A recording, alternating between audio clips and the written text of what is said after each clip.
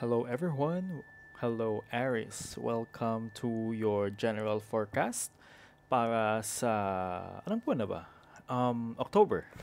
October 2024. So, welcome. Tignan natin ang energies nyo for this month and ano ang mga advice na ibibigay sa'yo ng universe. Okay? Okay.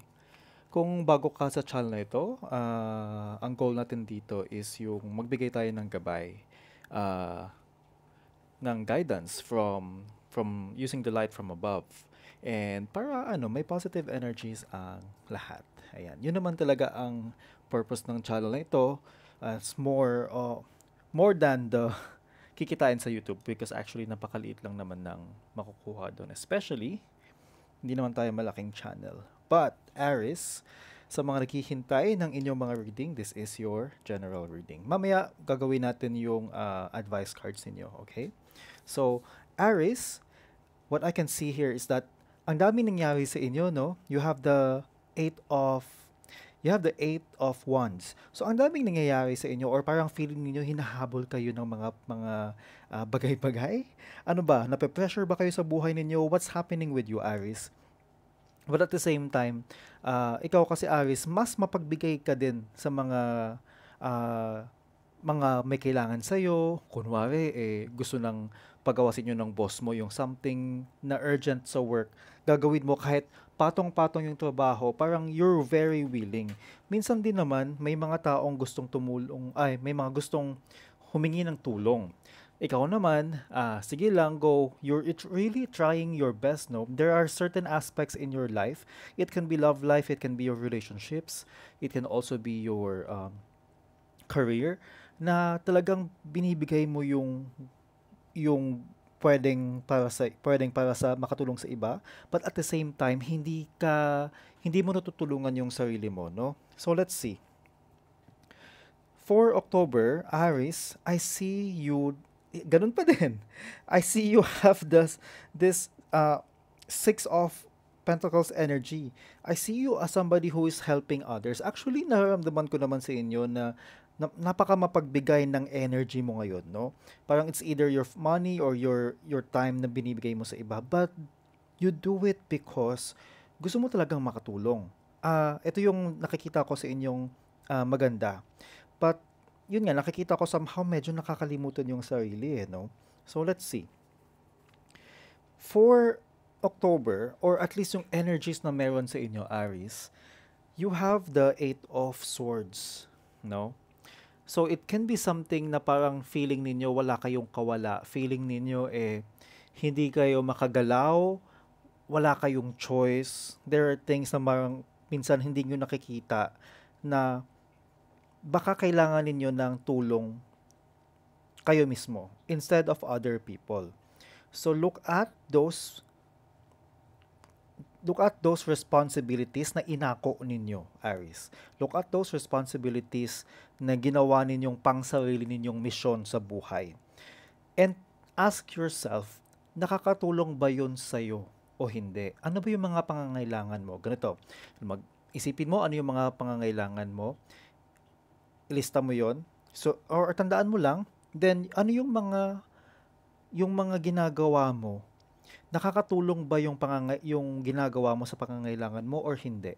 Kasi kung hindi, ang sinasabi dito, ang binubulong sa akin ha, wala to sa card, is kailangan mo nang tanggalin. Alright? Minsan kasi may mga volunteer work kang ginagawa or minsan parang feeling mo, naawa kasi ako eh. Gawin na natin, tulungan na natin sila. Pero yung pansarili mo, Aris, naka-hold siya eh. So, wag mong paabutin yung sarili mo na lahat ginawa mo na para sa iba. Because sometimes, hindi rin naman ikaw na recognize ng ibang tao. Or kung na-recognize man, it's very unfair then for you kasi mas kailangan mo ang sarili mo kesa yung iba na tinutulungan mo. Okay? So, anong advice sa inyo pagdating sa tema nito? Aries, you have the strength card. You need to have the power, the courage to control, and magkaroon ka ng somehow pag-intindi, pagkaroon ng tiwala sa sarili mo, and strength to say no to others. Because mas kailangan mo yung sarili mo, Aris. Yun yung sinasabi dito eh. Kailangan na kailangan mo yun, okay? So, nag-agree ba kayo dito, guys? Let me know sa comments. Kuha na tayo ng advice cards ninyo. If you resonate with this reading, please let me know by liking this video or commenting down below. Subscribe to Hula Juan and share this channel with others. Just a small gesture to support this channel. So, thank you po sa inyong lahat. Okay. Nagwawala ang cards ninyo, Aris. Ulitin natin. Kaya natin yan. Okay.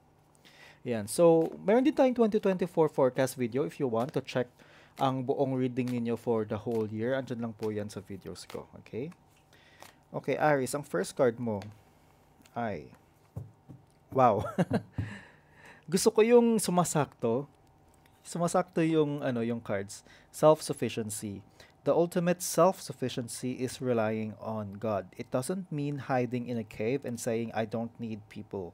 Instead, it's saying, God is my source, and I am willing to receive all the help, love, and support that wants to come. 'Di ba? Ikaw nga yung may kailangan, Aris. Ikaw yung yung mga matitigas ang ulo diyan, paki-like lang ng video na 'to. Gusto kong makita or mag-comment kayo. Nakakasunod ba kayo dito? Ibang klase. So, mas kailangan nyo talagang sarili nyo, guys. No joke. No joke. Okay. Dancing. Dancing, self-expression, and movement. So, it's more of inwards nga eh. Para sa sarili mo, ano yung dapat mo bang ginagawa para mas maging masaya ka? Ano ba yung mga dapat na priority mo for yourself?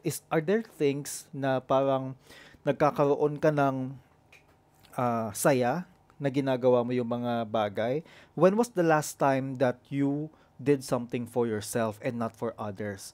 Minsan kasi baka kino-cover ninyo na para naman sa akin to, this is what I wanna do. But I feel for many of you, excuse nyo lang yun eh.